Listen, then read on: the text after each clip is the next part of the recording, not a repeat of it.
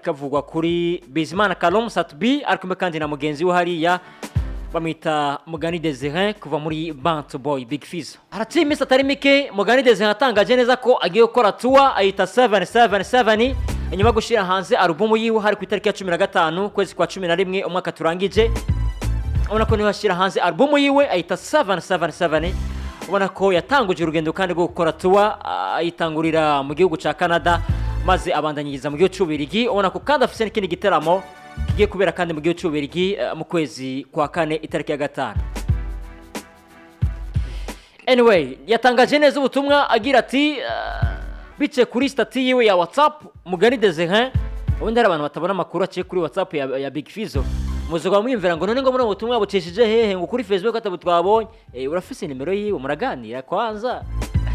Yasiruko imesi yatanze ubutumwa agira ati nasikia hotel ya Uganda.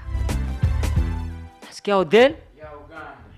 Nasikia hotel ya Uji Kampala. Ibi bintu rero sasa bigiye bikomera urazi gituma bigiye bikomere.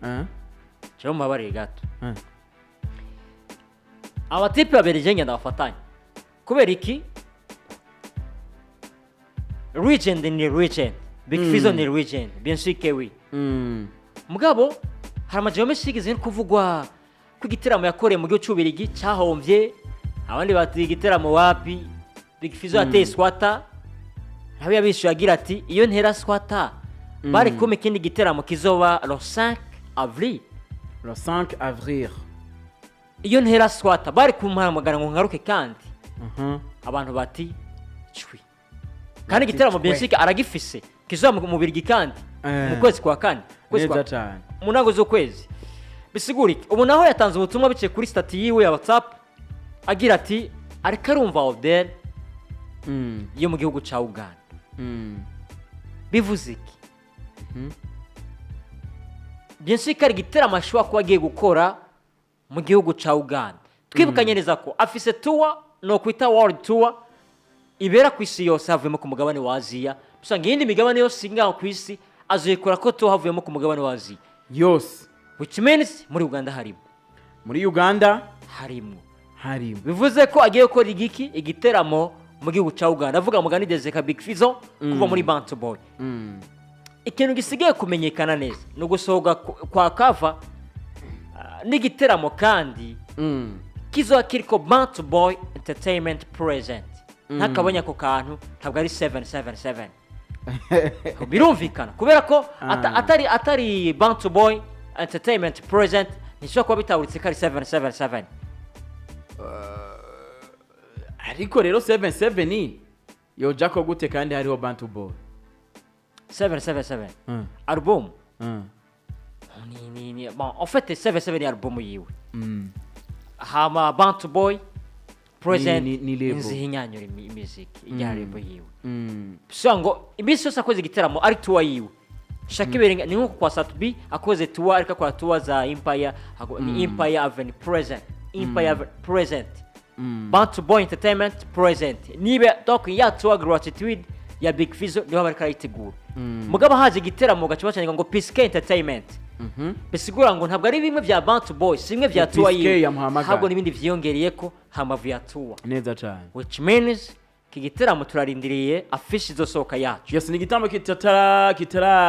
kitaraja hanze afishe yacu.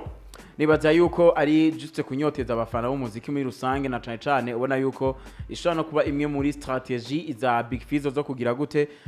zo guchallenginga abafana b'umuziki kugira ngo babe baritegura bagumane amatiko yo kumenya ngo aka isho izoberako. Kindi naco nibaza yuko biramutse bibaye biramutse iyo bayatakova yasohotse kandi bikaba muri delento yo kabisa record. Narigeze kumwandikira message Big Fizzo amaze ati muze hari mu kwezi kwa 11 so garuka mu Burundi mu mwaka kweli hari muri 2024 urumva ko ari muri 2024 abi ati muze Igor kugaruka mu Burundi ni muri 2025